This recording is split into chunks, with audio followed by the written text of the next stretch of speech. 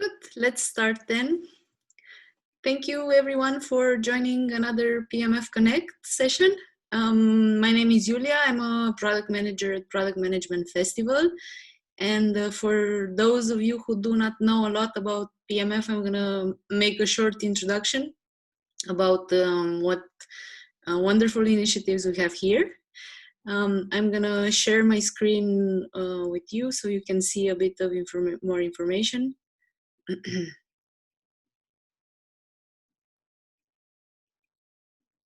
So PMF has actually a lot of initiatives. We run 2 yearly conferences. The next conference we're going to have is in Zurich. It will take place in November. We're currently planning for an in-person conference as things are getting better in Switzerland. So hopefully we will be able to meet. Please stay tuned to the email address, to the newsletters we're sending out. We keep sending information as things progress. Right now we are in the midst of selecting the speakers for this year. We have already announced a few wonderful speakers. In the following weeks there will be even more announcements. And regarding our other initiatives, I want to mention that we're doing our best right now to keep the community connected through different meetups, which are currently taking place online. We have PM nights and executive circles. PM nights are addressed to all product managers. Executive circles are meetings which are addressed more for product leaders. And I know that everybody during the current times has a challenging job. So we're trying to bring people together so there's more information exchange and support. All of these meetings are currently taking place online, but in a normal situation, it will be also people meet in person. As we all know, it's wonderful as well to meet and connect in person. And I want to mention as well the Executive Product Management Executive Program, which is an initiative we started with the business school INSEAD 2 years ago. Basically, it's 1 week of intense knowledge and exchange which takes place on the campus of INSEAD. The goal for this is to help product managers who are looking for a leadership position or who are already in a leadership position and have just started to make sure that they're able to manage it, advance in their career, and are successful with it. The next program will take place in September, and as well it's planned for the campus in Paris. Right now, Paris has announced that they will be open for the meetings, in-person meetings, and INSEAD will open their campuses for executive education at the end of August. And last but not least, 1 month ago, we have released the Product Management Trends and Benchmarks report, which you can download absolutely for free. This is a report which we are putting together every year. The goal there is as well to support product managers in their job. There's a lot of information about salaries, about psychological safety, how to retain your product managers, what kind of tools you can use to be better at your job. Here you can see the download link. I invite you to download it. Leave some feedback for us if you have any. Every year we're trying to do it and get better at it. And there's a lot of information which is interesting as well year to year, because you can see the evolution of the profession, as product management is a relatively new profession. I think it's interesting to see how it evolves, how many companies discover that it's actually a core position in the companies and that they should invest in it. And if you want to attend Product Management Festival in Switzerland, there's a discount code which you can use. It's listed here on the screen. That being said, going back to PMF Connect, first of all, before we start the session today, I want to mention that unfortunately last week we had our speaker had a personal problem, so we weren't able to run session with the Yuk1 from Facebook, but we will reschedule it. So we will send an announcement via email, and we'll let you know when the next session will be, probably in the next weeks. And for today, it gives me a lot of pleasure to welcome Ken. Ken Sandy has agreed to present today to us. He has an absolutely impressive bio. Currently, he's lecturing at the University of California, Berkeley. He's basically pioneered the product management course there. He's teaching it as well. And there are over 400 alumni who have finished this course and are practicing product management in very successful companies. And Ken has a history of product management, so he has over 20 years in the industry. He has been the VP of product at Masterclass and lynda.com, currently known as LinkedIn Learning. And today he will be speaking about overcoming cognitive biases, because product managers, first of all, are people, and second of all, product managers. So we have to always be careful not to let our human side interfere in building products. Maybe let it interfere in good ways. And I just want to mention that Ken is available for your questions, but he also has launched recently a book, which is a very practical guide. So I encourage you as well to look for the book. We'll send you some details in the discount code if you want to know more about all the learnings Ken has had over the 20 past years. I encourage you to buy the book and read it, and reach out to Ken. I'm sure he will be more than happy to support you further in your careers and jobs. And with that being said, Ken, thank you so much for joining. The floor is yours. Hi, thank you very much. I'm really excited to be here. Thanks for that lovely introduction, and for sure we'll definitely give you some more details on the book, and there's plenty of time for questions as well. I will be talking about a really interesting subject today. I'm just going to actually set up the screen and start sharing. All right.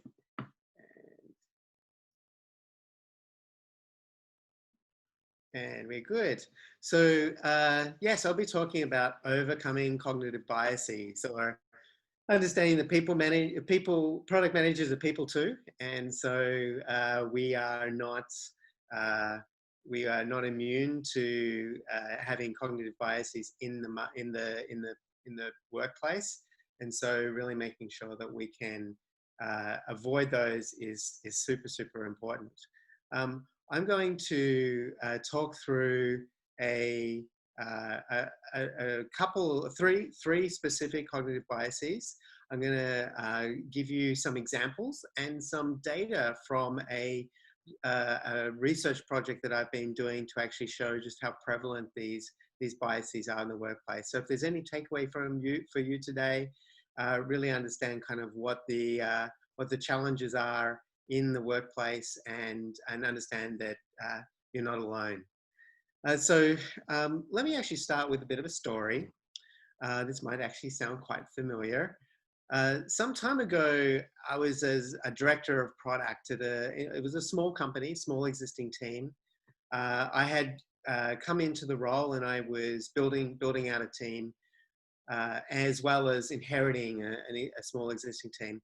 The product was an enterprise product. It had a very high price point and a very complex value proposition. And so we were really brainstorming ways to improve kind of the awareness and the trial behavior, and trying to get more of our customers comfortable with the product before they were actually purchasing it. At one point, one of the C-suite stakeholders came to me fairly early on in my career there, and said, "I have a straw man for you." He then proceeded to prescribe a very specific solution based on his understanding of the problem, his market data, his discussions with customers. very much, I took that on board and noted, and along with a lot of the other ideas, I then proceeded to continue down the track of brainstorming and thinking about different ways actually solving this problem. But at subsequent meetings, he kept on coming back to it.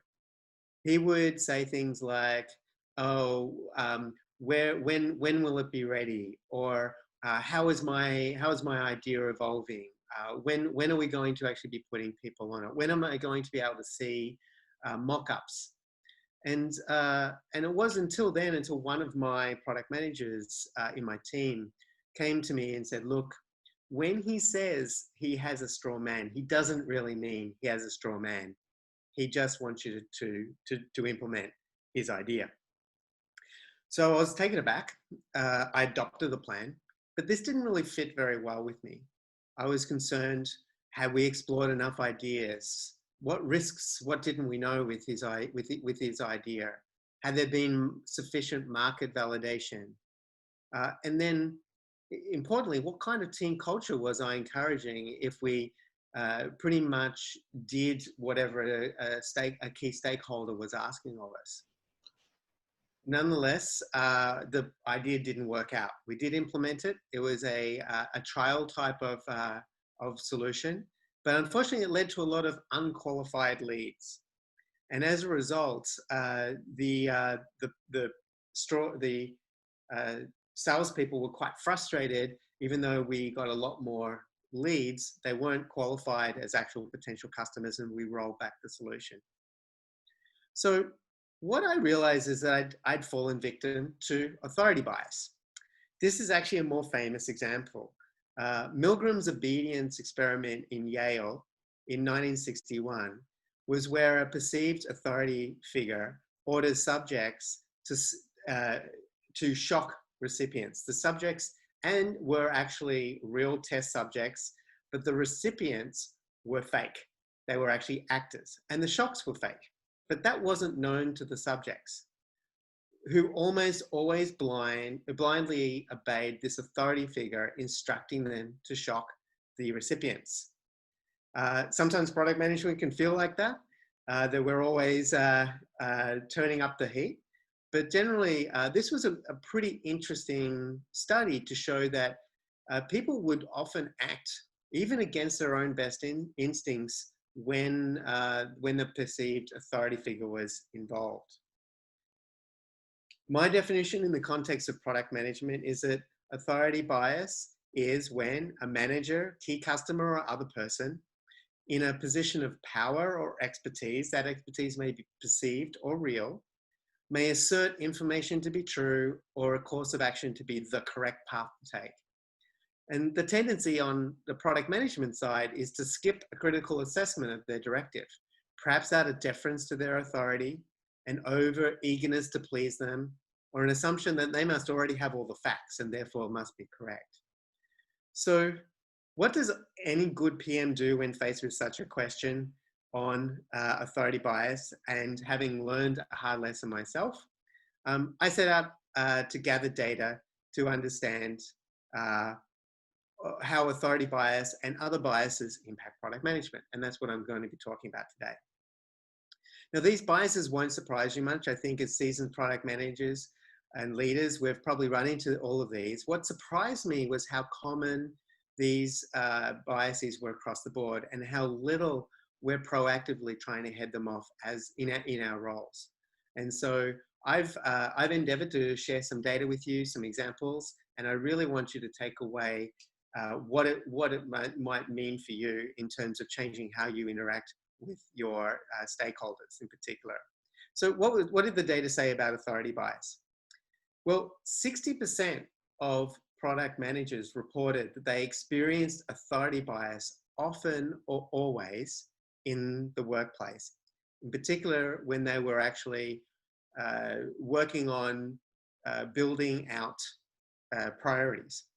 And a third of those people who responded believe that their company handles it very poorly when they run into authority bias, in that they don't actually have a good system or culture or process to be able to head it off.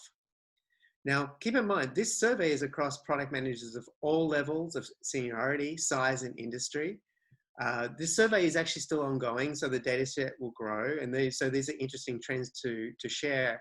But this was not necessarily, with some exceptions, limited to any particular type of culture or product organization. Another data point, 95% of product managers have admitted that they have fast-tracked a feature, not because of the value that it was creating for the organization, but because of who was asking for it. And half of those requests were often accommodated quite late in the development cycle, and therefore they would basically skip the usual validation and discovery process up front. So they kind of get inserted quite late into the product development cycle. And 2 in 3 product managers agreed that senior stakeholder opinions rule the day when deciding product priorities. So that that famous saying, the hippo, the highest paid person in the room, really can actually be something that is true and really undermining and disempowering a lot of product managers. The good news, or goodish news, is about half of the product managers who took the survey did feel comfortable, and increasingly, and this number's actually been rising over time, and that's a really good signal that they were comfortable and feeling empowered to challenge a senior member of their organization. So I'm going to ask you to get involved. So in the chat window, and we're going to try to take this particular topic and think about our current situation being COVID-19 and a lot of remote working, and thinking about heading off authority bias and really building those relationships so you can do what these product managers feel they can do, and really challenge and push back on senior management. In the chat window, I'd love you to respond to this question now. And if we could actually copy that into the chat window so everyone can see the original question, that would be great. But how have you built and maintained relationships with your stakeholders during this time? How have you actually built out those relationships and made sure that you can manage any of these issues on authority bias? Now, while you're responding, I'm going to let you respond in the window for a minute or two while I tell you another story. So I ran into authority bias at one point, and I want to talk about how I kind of overcame that. This was a company that was building a sizable mobile application for a social networking, a social network. I came in as interim head of product, and this company had millions of daily active users, incredibly loyal user base. They were spending up to 90 minutes with the product. And on top of the millions of daily active users, around about 400,000 of those users were paying roughly $100 a year to access the app. So it was a nice, healthy little business. I came in as interim product because after 2 years, this company had really been struggling to launch a substantive product improvement. And the root cause was that the stakeholder was really calling the shots on all of the prioritization and design decisions. Everything was getting bottlenecked at the top. And this was really disempowering the product managers. It was causing excessive discussion around features, and a lot of compromises were being made, often to go along with what the stakeholder was asking for. And to tackle this, what do you do when you've got like a stakeholder that's very much driven by gut and instinct? Was to actually bring data to the problem, data to the table. And I did this in 2 ways. The first was to build out a weekly validation process, so we would begin injecting the voice of the customer in whatever issues that we were running into, to really empower the product team to push back on the product, to push back on the founder. So there was actually that balance there that was in a language that the founder really appreciated, which was more qualitative and anecdotal than necessarily quantitative data, which is quite common in a lot of very visionary founders. This weekly validation process, there was a lot of concern around doing this because it could possibly be very expensive, take a lot of time, really distract from an already late schedule. So to negotiate this to be added into our systems was to make it as dead easy as we could. 5 users would come in every Thursday. There was minimal preparation. The data we got out of that was never intended to be statistically valid or take a lot of time to analyze. It was directionally useful to build empathy, to build up a body of understanding of whether or not some of the decisions we're taking were actually beneficial. And this really balanced out that internal review process. Secondly, built out a 3-stage beta, which allowed us to really up-level the conversation from opinion to lots of concerns on risks and what happens if certain things happen, to take all of that nervousness and worry out by building out a 3-stage beta, which allowed us to test for 3 specific metrics that we needed to make sure did not get negatively impacted by rolling out this new version of the product. And then by doing this, we took a lot of that tension off the table by being able to basically move forward on testing on a small set of users and prove that the KPIs that we benchmark would stay within certain tolerance levels. And all of that was pre-agreed. The results? The team immediately felt empowered to challenge opinion and basically present both qualitative and quantitative data to push back. We massively de-scoped secondary features that clearly were, during testing, less important, or things that didn't seem to improve our metrics or impact counter metrics in a negative way.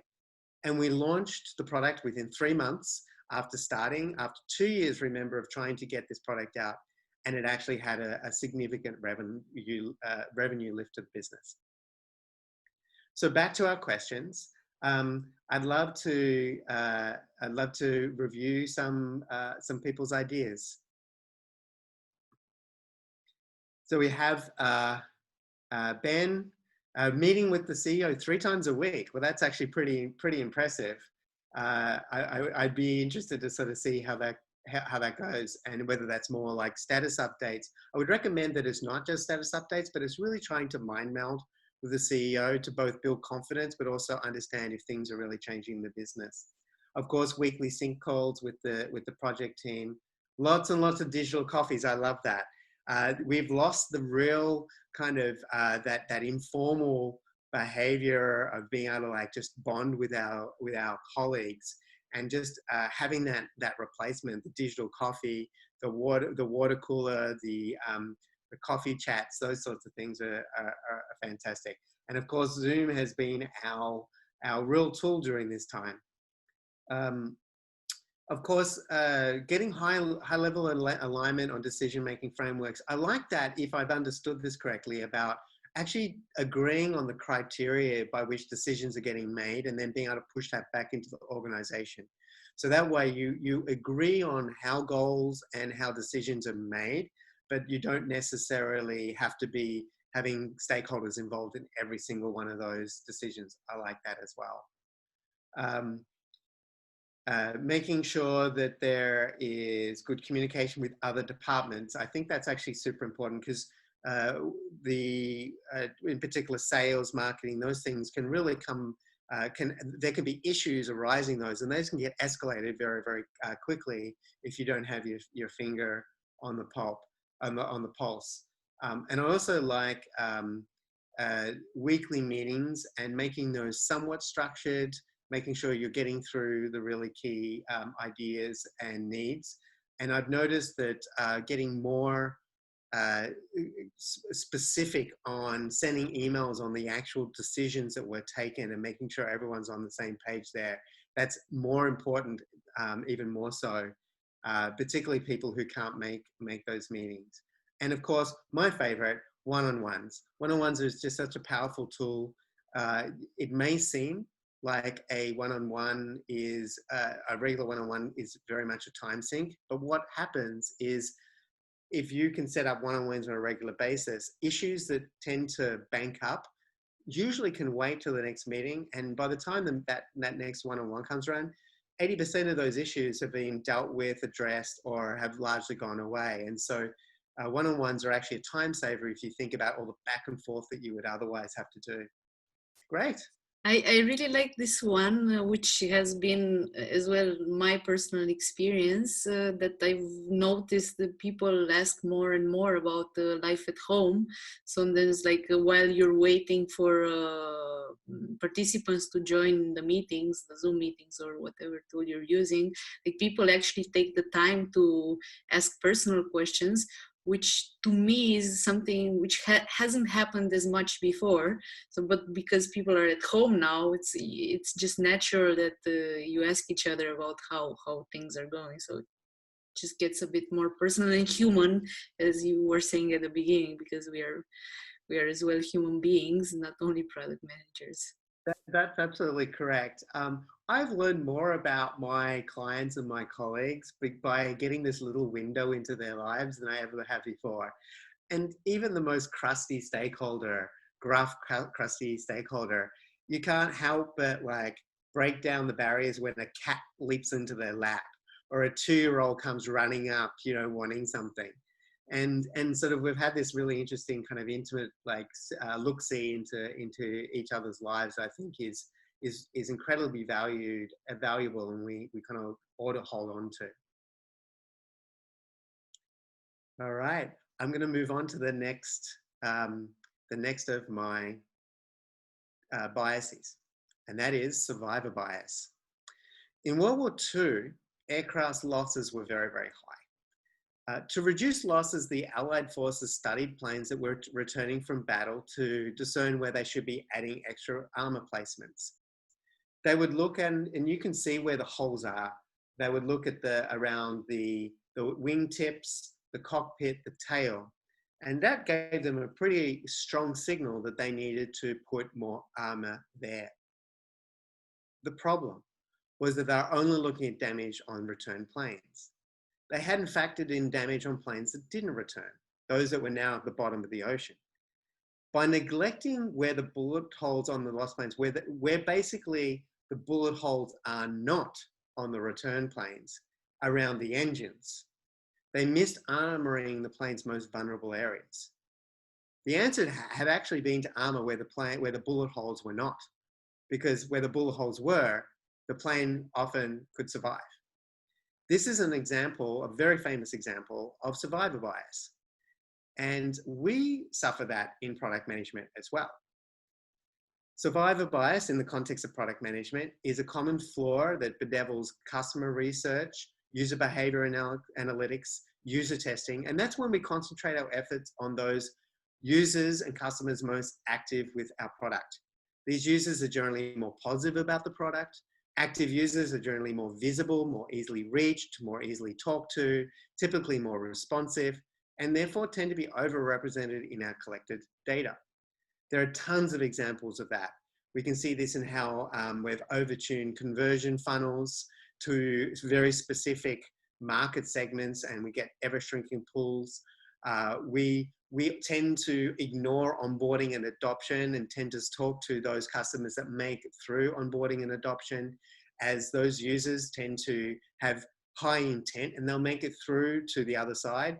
Whereas we're not talking to those that fell out very early on in the problems. I have a manager who, when I was talking about this retention issue that I was having with my product, that month-on-month retention was just not where I wanted to be. In particular, month 1 to month 2 retention. And he said, Ken, I don't believe you have a month-to-month retention issue. I believe you have a 5 minutes issue. The first 5 minutes of the product. And that was a real insight to me that I had been blinded to survivor bias. What came out in the data? So let me break out consumer apps and enterprise apps. There were some different trends that emerged, but largely the same stories. Interestingly, when I looked at 8 different factors that I asked survey recipients to tell me what they use as predominant inputs into informing their product prioritization. So there's a number of levers that they could look at. Unsurprisingly, for consumer ads, the behavioral analytics of current users was number one. And that probably makes sense because it's very easily obtainable.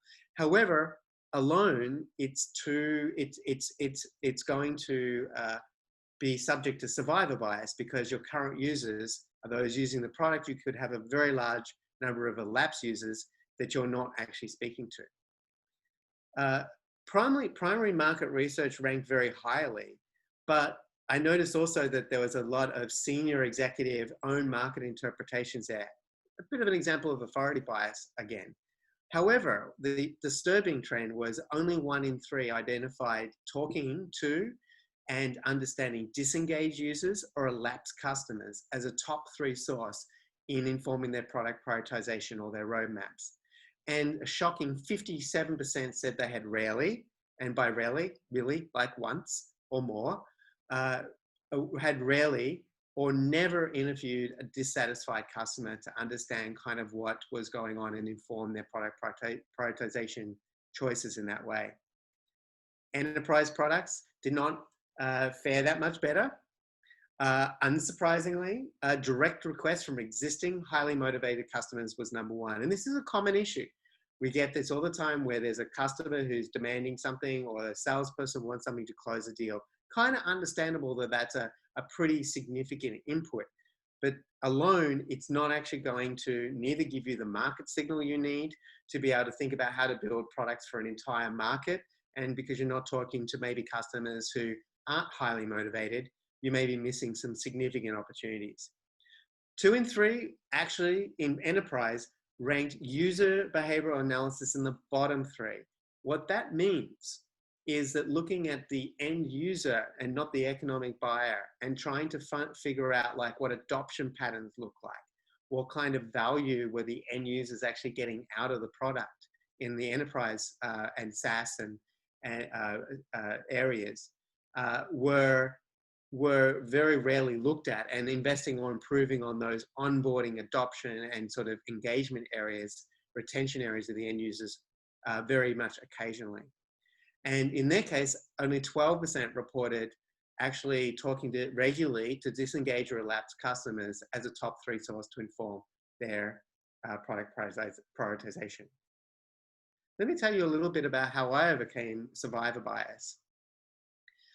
I was brought in as a consultant. It was a fairly complex enterprise product to do with franchisee management. If you think about franchisees, there's the franchise, there's franchisees, and there's all of these things that need to happen between the franchise and the franchisees. Communication, new process rollout, brand management, operational best practices, supply chain management, inventory, all sorts of things that need to be happening between franchisees and franchisors, many of them who own many locations. So what this company had done was largely lent into letting their sales and their customers drive a lot of their prioritization. They were very much a sales-driven culture, so it was all about like, what do we have to do to hit to the next goals. They had also well over-indexed on acquiring these smaller single or few location customers. If you imagine a franchise with very few locations, so these are not very valuable customers, but tend to be very demanding still. In addition, the CEO had a core value for their company. He'd been a franchisee himself, and he really felt their pain. It's a very complex market to serve. So he wasn't making stupid decisions. In fact, their process for evaluating customer pain points were great. Addressing the highest impact was actually pretty good, but they had this ultra customer responsiveness, and by far this constant urgent of whatever was coming from the current customers always seemed to outweigh the more strategic important things. And this really led to new customer growth being stalled. So this is a subtle form of survivor bias, where by over-indexing on their current customers, in particular current customers that were not actually the market that they ultimately wanted to appeal to, they had led themselves into quite a difficult challenge. So the solution that I rolled out was we really had to hyper focus and make some really, really tough calls. We did some market segmentation, really zeroed in on the home services multi-tenant market. Think about this as sort of home services like plumbers and electricians and anybody who sort of comes to help out at home. And they tend to have a lot of franchisees out there. And by multi-tenant meaning many locations. We actually encourage churn for these very demanding single location customers. And to balance this sales-driven culture, we really focused on multi-location adoption and usage as a new metric that we really wanted to see go up. So we started to balance that culture out and became much more focused. Secondly, process. We started to implement a portfolio management, which was a framework to prioritize the investment, where we would still do iterative optimizations to improve things, but we really started to focus a lot more on that core platform and customer delighters for what was this underserved market that we hadn't actually acquired yet. The results? Well, we actually delivered a home services roadmap and reorientated that platform, the roadmap within 1 quarter, and then made major progress, including 2 beachhead large-scale referenceable customers in this more focused market. We shrunk our single location client base, which really allowed us to start talking a lot more and spending more time with the new market that we really wanted to appeal to. However, the pivot came too late and the company ran out of money. And that brings me to my third cognitive bias, reputation risk. Now, Google's Project Aristotle is a landmark study of teamwork and team performance. It was started in 2012 and published its findings in 2015, identifying 5 critical factors for team success. They were dependability. Can you depend on your teammates, hold them accountable? Can you expect them to consistently achieve excellence? Structure and clarity. Are there goals and roles? Are these clearly defined? The meaning of the work. Is everyone on the team working on something that is personally important to them? Is their personal motivation? Impact of the work. Do you believe that the work you are doing matters to the customer, to the business? And the 5th was psychological safety. How comfortable do you feel taking risks on the team without feeling insecure or embarrassed?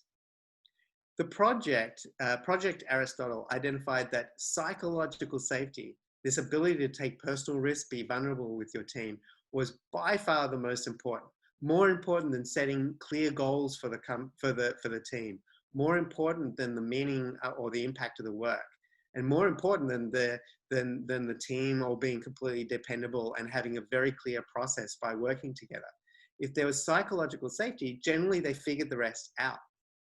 Just for a clearer definition of psychological safety, this was a term coined by Harvard professor Amy Edmondson. And it's really been found to be at the heart of great teams, psychological safety.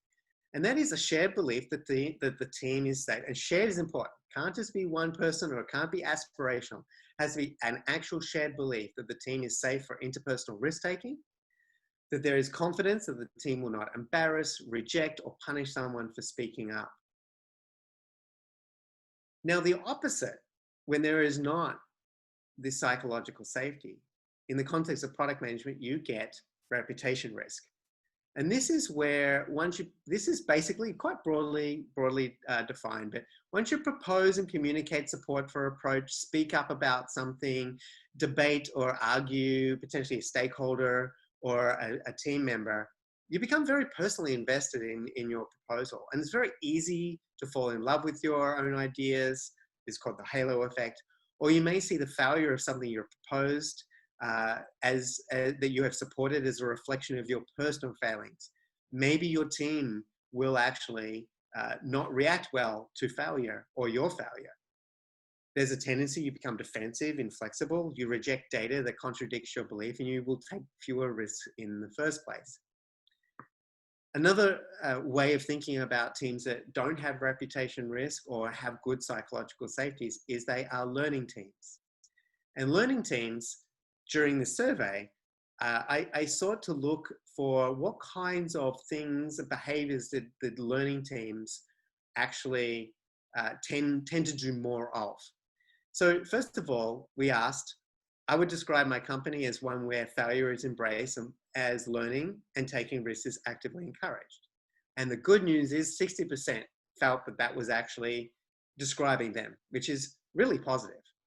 That still left 23% who said that that was not describing them. And they would basically say that taking risks or risking failure was actively not embraced. What behaviors did learning teams have? They tended to challenge when they had doubts with each other, 63%.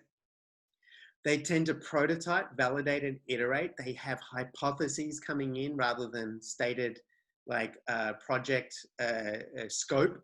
And they will look to solve problems and be open to the fact that the solutions that they first thought of may not be the right ones. They've actually rolled back.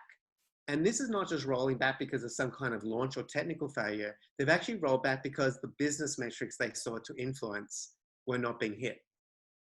They tended to have more regular retrospectives or 5 whys or however they did it. They had those forums in which they could share about what may have gone wrong in a trusting, blame-free environment, and be able to have that constructive conflict and agree on things that they're going to do better next time.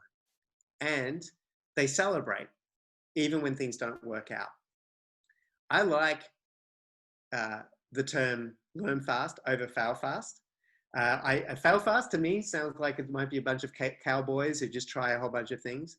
But failure is okay in learning teams if you're learning and you're able to bring those learnings into doing better. Now, celebration was an interesting one. And this is another area that I'd like to get some feedback from the participants today.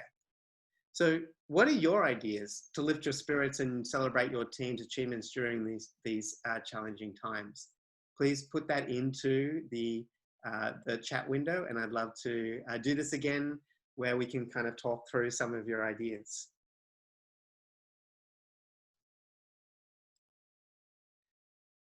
And meanwhile, I'm going to tell you another story, another example. And this is where I overcame reputation risk. This was a growth optimization team or a conversion rate optimization team. And I'll point out that reputation bias can emerge in very, very subtle ways. It does not need to manifest, in fact, it rarely does, as outright fear or false representation of outcomes. It can just subtly appear as defensiveness or resistance to feedback, or it can be subtle and be go unmasked for a long time.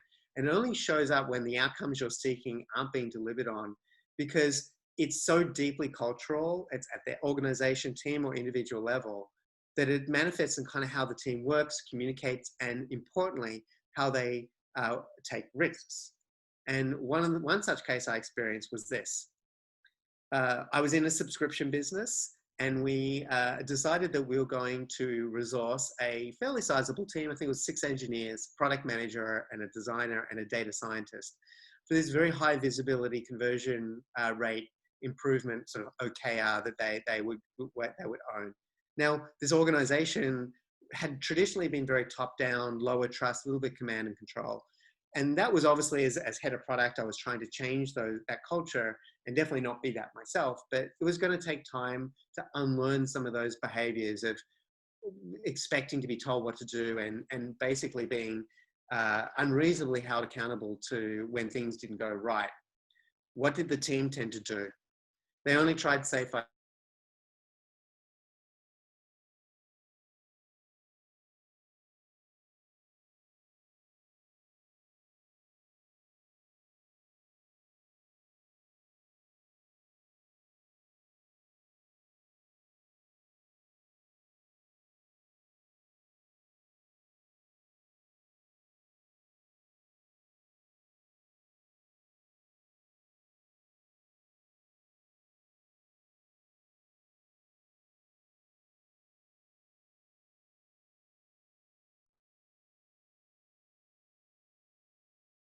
Sorry, everyone. I think Ken has a bit of a connection issue. Let's try to get him back on the call.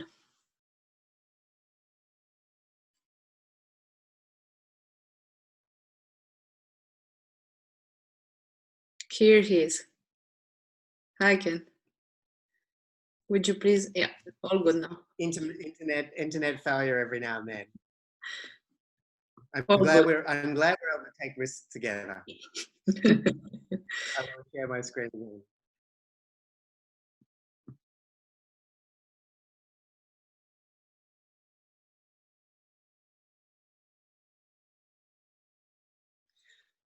So picking up where I left off, they were overly sensitive to user risk, and they were very much making very marginal gains, only these little safe incremental ideas. The solution, interestingly, it was to deprioritize this heavy outcomes-oriented conversion rate optimization goal. We were really trying to get them from 1% to 1.4%. They felt a lot of pressure on that. And instead, we emphasized their rate of learning. And that became their new goal. We wanted to see the test velocity, or if you think about a baseball term, kind of at-bats, as high as possible. And we wanted to see them with this concept of an idea portfolio more balanced to both smaller wins that might have very incremental gains and bigger swings. We also worked a lot on their ways of working. We encouraged a different brainstorming process to really go for volume rather than constantly evaluate the merit of individual ideas. We started to celebrate learning as an outcome, as a thing in its own right. Things like tweetable learnings for every single test that we would run, a simple report, and sort of celebrating learning something even if we rolled back the idea. And we worked on product principles, being more hypothesis driven, valuing speed and iteration above all else. What happened? Well, it built a lot of confidence and momentum in the team very quickly.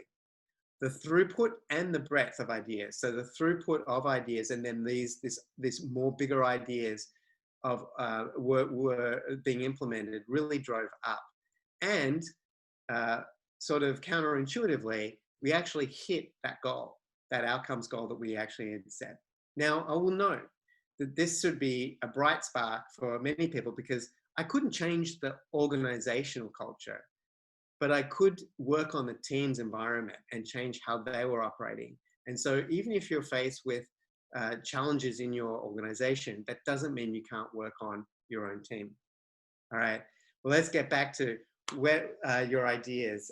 Would you like to take us through some of the ideas you see? So we had a lot of interesting answers. I think basically people love to celebrate. It's nice to see.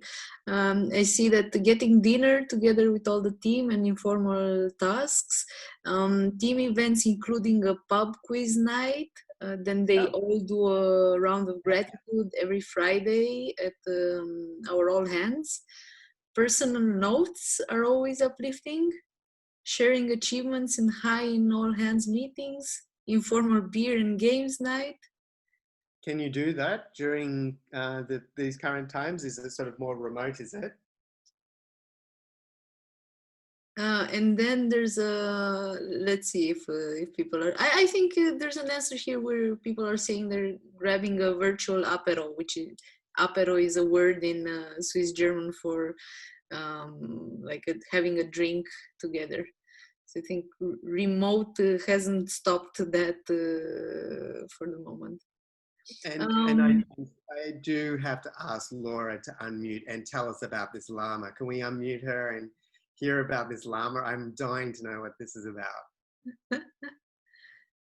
I'll unmute her and let's see if she can share. There's a... You hear me? Yep. Yeah. Hi, Laura. So it was not my idea, so don't give me the credit. It was the idea of a Scrum Master. And we had, actually it was not a bad time. We had our 200 sprint and they wanted to celebrate a little bit. And yeah, we started with the review and so on and so on. And suddenly there was a not familiar voice and the lady explained something about a llama or alpaca. And yeah, then of course she showed us and it was maybe 10 minutes. and guided us through her farm. And alpacas and llamas make very funny noises, even they look funny too. So that was super uplifting. Everybody enjoyed it, and it was totally unexpected. You thought, okay, it's the usual thing, you know, you go through the review and first this and then that, and it was just hilarious. So That is and amazing. I put a link inside from the lady who did it with us. It is in German, but you find it in the US and everywhere. So it's really cool, and I think everybody had a very good time then. I love this so much. So you can literally click on that link, alpaca-calling.com, and Yeah. You can the idea book and a order a slot. llama. Like here in the Zoom, the llama was just showing up, and yeah, no, it was really good. I love, I love that idea. Well, that certainly beats my best example. This is me celebrating. We're having a happy hour. We used to have like happy hours on Fridays. You actually had happy hours on Wednesdays because of some working arrangements. And everyone had their drink, and of course I had to have a Corona extra beer, but you know, forgive me for that. But everyone had their drink, and of course having these happy hours and just enjoying each other's company it's still possible. I love the alpaca or llama, and I can't wait to actually give that a shot. Really simple things also matter. One of my favorite stories was from one of my team members who her team built a Slack channel for dad jokes. Oh, I totally have to join that. I have she had a sort of SEO project, and this was at Masterclass, and we had a Gordon Ramsay video on cooking scallions, or I think they're called shallots or green onions, and totally obscure topic. And they wrote this article about green onions to try to see if we could get some traffic from that. And it absolutely peaked. It was like the #1 article on green onions for a long, long time. Now, totally obscure, not very like, you know, no one would have guessed that.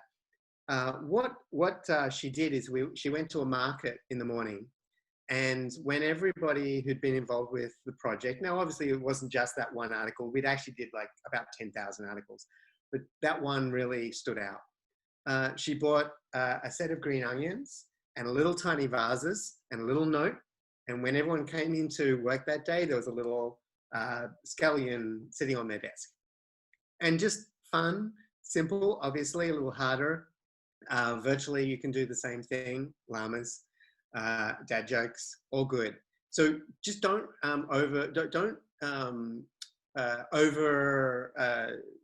do not underestimate the importance of celebration. And that really brings me to the end. In conclusion, to really make sure, now it's naive to suggest that you're not always going to have stakeholders as an important part of guiding your product investment. The key is to strike that balance, to be able to sort of balance their authority with other sources and a process to really validate. When faced with gobs and gobs of data, ask yourself where the absence of the data might be, and go and get what you can. It may not be as high quality as the data that's within easy reach, but it will at least balance out to make sure you're not underrepresenting those that might be not in the data otherwise. And encourage that psychological safe environment. Hypothesis-led, calculated risk-taking. Celebration is just absolutely massively important. And as leaders, saying I'm wrong is actually very, very powerful. So with that, make sure that you look out for those business voltmeters and keep those shocks down low. Keep in mind that despite whatever product planes are limping back into your data set, be aware there may be many more at the bottom of the ocean that you've missed. And then protect that psychological safety of your team over all other attributes. It's more important than goals, working together, process. It's so important to protect that psychological safety of your team, so you can really encourage them to thrive and challenge you and each other while they operate in their learning zone. And most of all, watch out for those straw men. They're scaring better ideas away.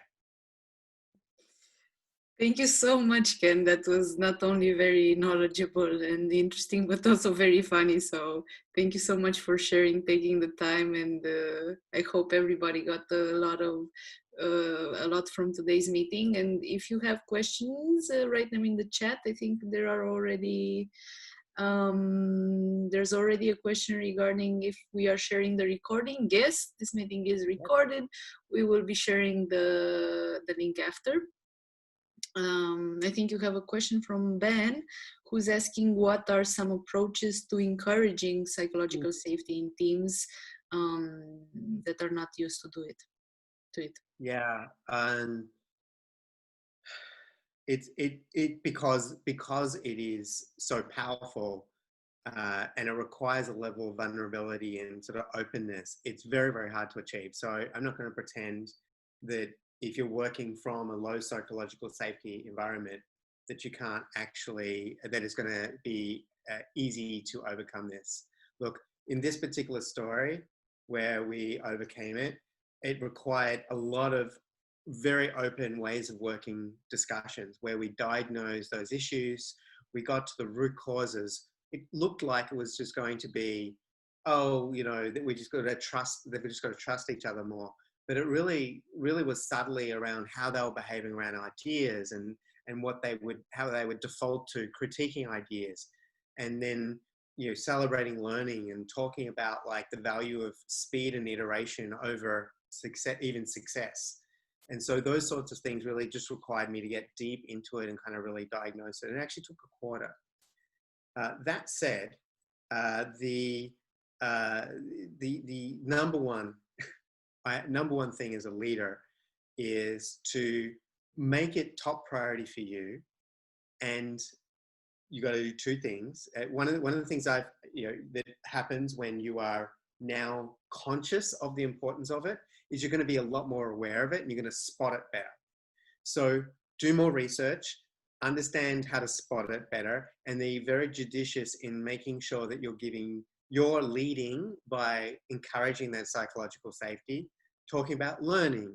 If something goes wrong, don't default to don't have an emotional response. Try to back off from that and say, okay, what did you learn from that? And what can we all learn from that? And let's actually even celebrate that learning. And I've had some terrible things happen that got me very upset, but I had to react in a way of like, okay, what do we learn by that? Well, you know, let's just make sure that it doesn't happen again, kind of thing.